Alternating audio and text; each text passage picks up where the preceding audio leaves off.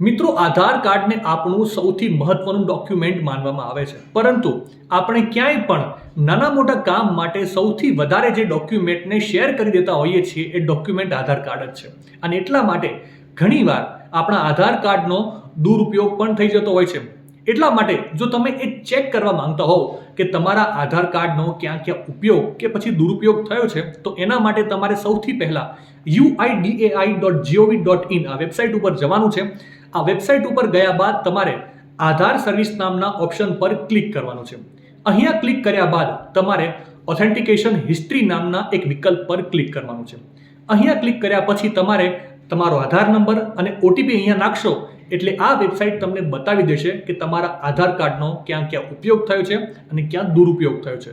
જો તમને લાગે છે કે તમારા આધાર કાર્ડનો ક્યાંય પણ દુરુપયોગ થયો છે કે કોઈ ફ્રોડ થયો છે, તો તમે સાયબર ક્રાઇમ વિભાગનો સંપર્ક કરીને ફરિયાદ પણ નોંધાવી શકો છો.